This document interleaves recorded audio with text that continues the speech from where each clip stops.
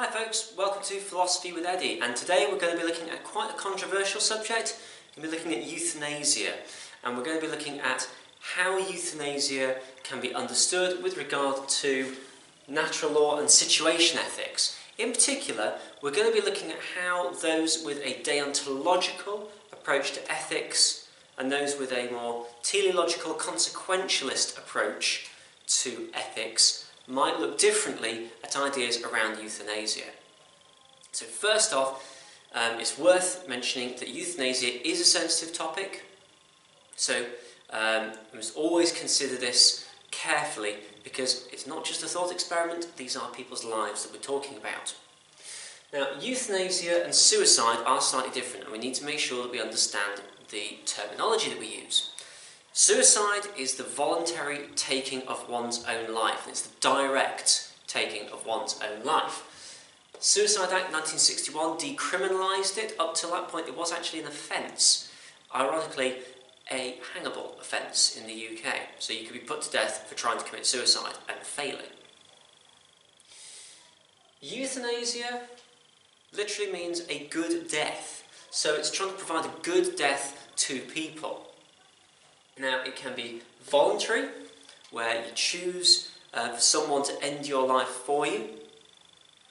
It can be passive, so that's where you can choose for life-protecting drugs or life-protecting care to be removed so you can just die. And there's non-voluntary as well, which is where people end up in a permanent vegetative state, or PVS, and life support machines, for example, are switched off. All of these are forms of euthanasia. They're different to assisted dying, which is where someone is already dying and it's perhaps helped on its way by removing drugs or even giving particular drugs. And assisted suicide, which is where someone's trying to kill themselves but they need some help to do it. It is different to these ideas of suicide. In the UK, it is illegal. There have been some cases, including Diane Pretty in 2002, and Dr. David Moore in 1999, where the legality of euthanasia did come up, and also Tony Bland in 1993, whose life support was switched off. It was considered to be a form of euthanasia. So the UK generally isn't very keen on euthanasia at all.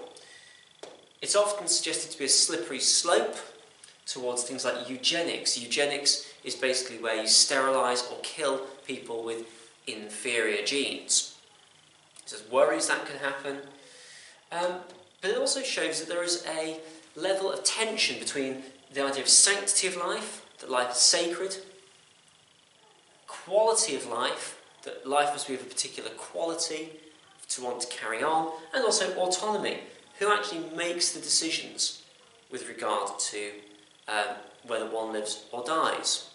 So we're going to be considering these ideas with regard to particularly these three cases, Tony Bland, Dr. Moore and Diane Pretty, looking from a deontological point of view, teleological point of view, and also religious versus non-religious as well. The traditional Christian approach is one that believes in the sanctity of life, i.e. life is sacred.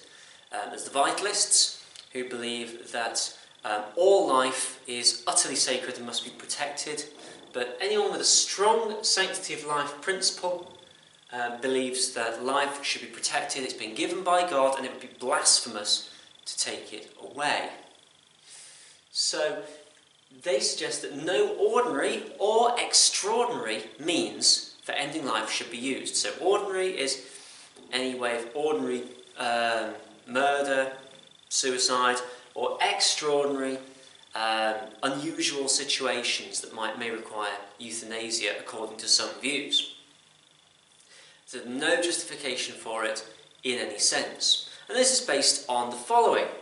Firstly, life is supposedly God's creation, and this is inspired by Genesis 1:27-28 and John 1:14. If you look those up, that'll make sense. Life is also God's gift, as can be seen in Job 1:21. Innocent life must be respected, according to Exodus 20:13. That's thou shalt not murder, 10 Commandments, pretty specific. Plus Deuteronomy 30:19. Life is always to be loved and protected. That's Luke 10:29-37, John 3:16-18, and 1 Corinthians 13:4 and 1 Corinthians 13:6. And finally, suicide is considered to be blasphemy. And we get that from 1 Samuel 31:4 and Matthew 27:3-5. All of these are biblical references, so it's basically based on the idea of Christianity. Christianity says you cannot take life. End of. So from a natural law perspective, if we're thinking about precepts of preserving life and ordering society in particular, but mainly the preserving life, some natural law theologians would say, yep, life is sacred, no to euthanasia. Situation ethicists may take a different approach. They may well more likely go with the weak idea, the weak sanctity of life principle. So the weak sanctity of life principle suggests, yes, life is sacred, but we need to think more carefully about this. Life is valuable, but some situations are so unbearable that we should not be forced to endure them. When a lot of this has been talking about killing, it's been talking about murder, and murder suggests cold blood, not killing that's been done mercifully in order to alleviate suffering. They'd say that no one must endure extreme pain. Now in Romans 12:1, it suggested that people must make a Christian sacrifice, but that is not saying that you must live through the worst possible pain. And also, life is a gift, not a burden. Genesis 1:28 suggests that humans are the stewards of all life. That doesn't mean preserving it at all costs, it means making good decisions about what needs to be done. Now, a situation ethicist is more likely to go down this route and say, well, according to this situation, should life go on or not? Or is it the most loving thing to do to actually terminate that life? Some natural law theologians may well also accept the weak sanctity of life principle, but it is a lot less likely. If you're a consequentialist, you're more likely to take the weak sanctity of life principle. If you're a deontological believer, you are more likely to take on the strong sanctity of life principle. Although you may also, if you're deontological, focus on intentions, you may think there are good intentions to ending life in the correct way. So a consequentialist could well go for this one. A deontologist might go for this one if the intentions are correct. But they may well also go for strong sanctity of life. Opposed to the sanctity of life principle is the quality of life principle. And this is much more the realm of the situation ethicist, the utilitarian, because it's focused, quite frankly, on quality. It's about whether life is worth living. It comes from John Locke's ideas and also from ideas of what is actually meant by a good life. John Locke believes that the value of life comes from autonomy. Being able to make your own decisions, have your own choices, have your own feelings. And Peter Singer, who thought that was more like preference, that having preferences was more important, then expanded on this and suggested that if we're respecting autonomy, then we should be respecting the right to choice in a person's life and accept responsibility for the consequences. So what does this mean? Well, it means we have to respect the right that some people may choose to end their lives and that they are accepting responsibility for this. But also, some people want to die and need to die according to the quality of life principle, and we must accept responsibility for this and help them to if the circumstances are right. That's according to Peter Singer. And he bases this on the idea that the value of human life varies. If life gets to a point where it's so unpleasant, so unbearable, then it should be fine for that life to end. And this was the argument of Diane Pretty in 2002. Now, she wasn't allowed to end her own life, but she was suffering with motor neurone disease and argued that her quality of life was so low she just did not want to live anymore, but she couldn't die. But she wanted to, so surely it was her own decision. Which then leads us on to some ideas of how do you actually judge quality of life. Happiness, or total happiness. If someone just isn't happy at all, then in that case, yeah, that would potentially be an argument for allowing them to end their life. Versus average. If they're having a really miserable day, we need to say, well, hold on, what's your average happiness like? Are you normally happier than this? But if their average happiness is rock bottom, can never get better, maybe they should be allowed to end their own life. What about higher qualities? If a person can't think, can't remember, can't decide for themselves, maybe their life is no longer worth living. Autonomy. So the idea that you can make decisions, that you are free. So John Stuart Mill with his idea of liberty, being free to do what you want as long as you don't harm anyone else. If you can't make those decisions anymore, then Mill did suggest that actually you could be paternal and people could do what's in your best interests for the greater good, including end your own life. Now, all of these are for people who can actually make their own decisions or who are conscious. But if you're not conscious, could you argue that if someone is permanently unconscious, in permanent vegetative state, PVS, then there's no point keeping them alive anymore if they're never going to recover? Of course, the risk is they might recover. So again, you can choose, or someone can choose for them, but they must accept responsibility for the consequences. So this was the case for Tony Bland in 1993. The life support was turned off for him after he'd gone into seemingly permanent vegetative state. And he died because there was no life support. Now this was called euthanasia, because his life was ended by people and he didn't have a choice in it. However, it becomes more complicated because he wasn't actually able to survive without the machines. So the question is, was he being kept alive artificially and his natural state was to die, or was he staying alive and the doctors killed him? Very difficult one to say on this. So someone with a situation ethics approach would probably say, yes, it depends on what the most loving thing is. If it is the most loving thing to end someone's life, if we're sort of thinking in terms of this has got to be done for them, positively, pragmatically, there's no chance of them getting better, yeah, you could end their life. For someone who believes in natural law, this is more difficult.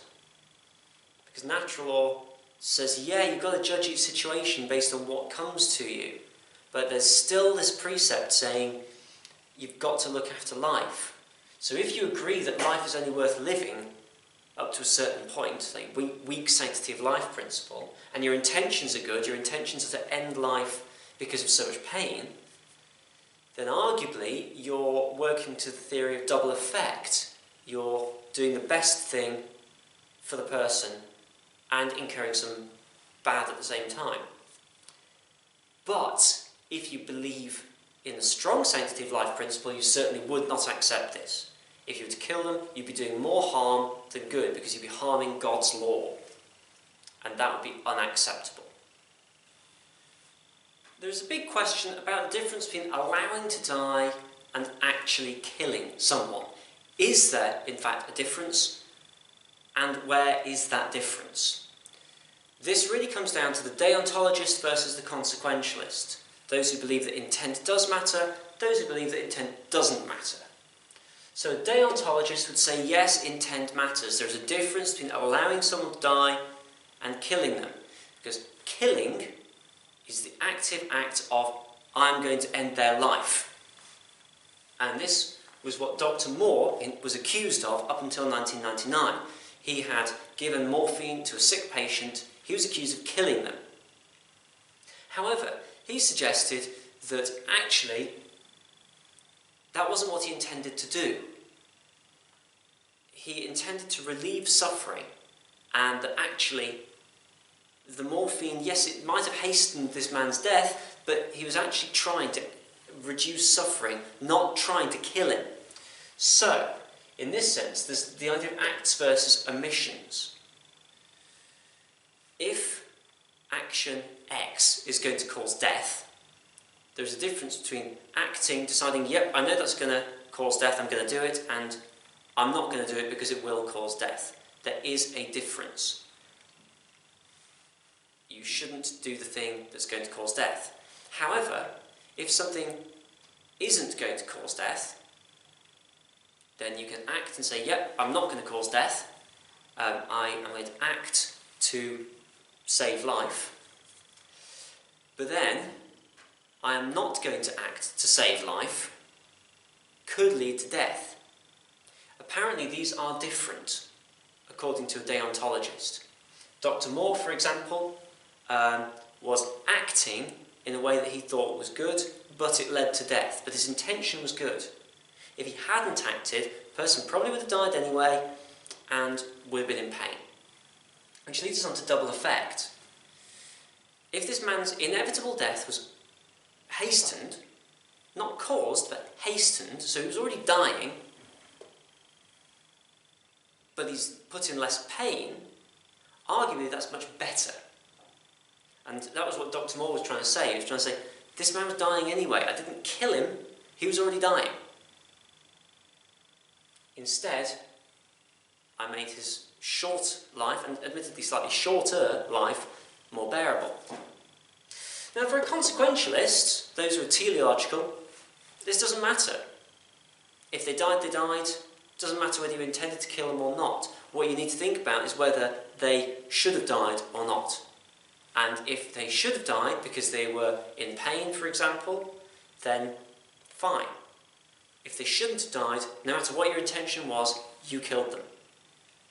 So it can be either on the more liberal side of, yep, fine, you know, they died but their quality of life was low, or it could be on the strong sanctity of life side and say, doesn't matter, you killed him, that doesn't change according to intention, it was entirely based on what you did. Now for natural law, double effect is included.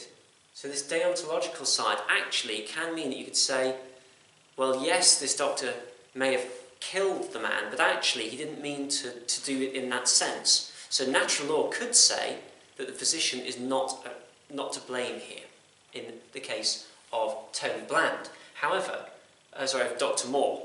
However, in the case of, say, Diane Pretty, if a physician had killed her while she was still conscious, then it would have been a different story. Situation ethics doesn't care about intentions, it cares about doing the most loving thing. So it only cares about the consequences. It doesn't matter what the doctor meant to do, the man died. If it was considered the most loving thing for the man to die, great. If it wasn't considered the most loving thing, not good. So there are many issues on this sort of intention consequences toss-up. Firstly, the purity of the intent. Do they really want to do the best thing for the patient, or have they got other reasons for committing euthanasia?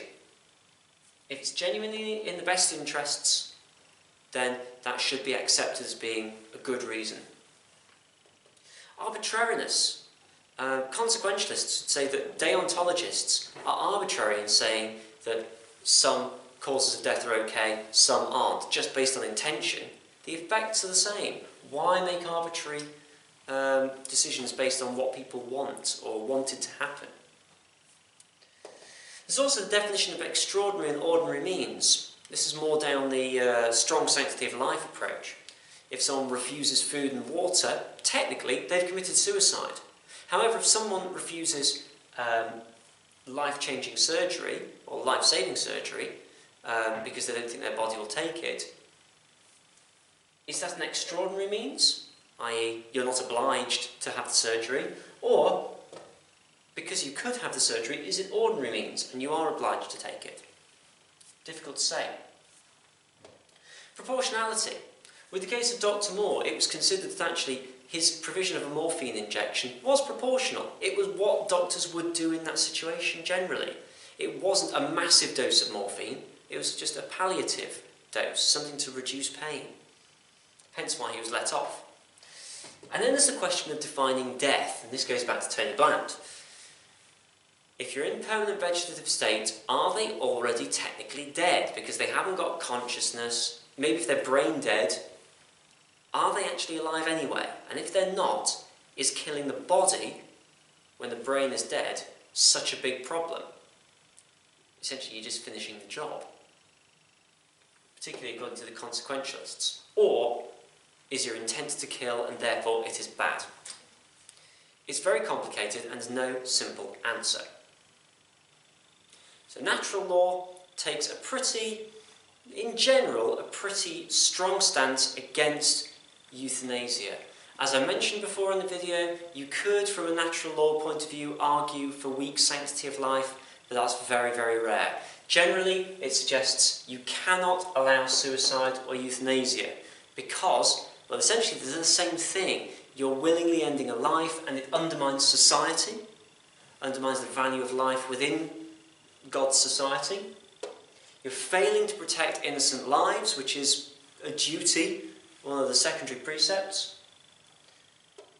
You cannot refuse ordinary treatments such as food, regular medication, although you are allowed to refuse experimental or dangerous treatments or surgery which might not have a huge amount of chance of success. You have got a duty to God, and God says do not kill, and that your life is precious, sanctity of life again there.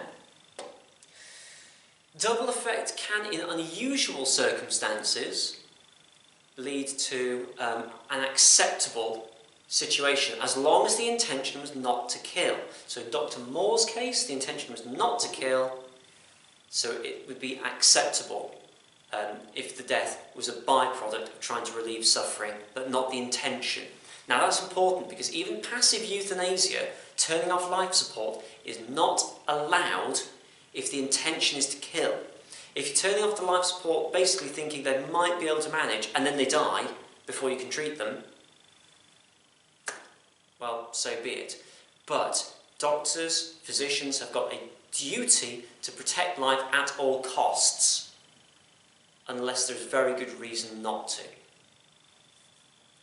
Situation ethics has a different tack to natural law because it is situational and is based entirely on the most loving thing. Fletcher suggests suicide and euthanasia may both be acceptable because everything is relative to the situation, so you can't rule anything out. Pragmatism suggests the likelihood of survival is very important.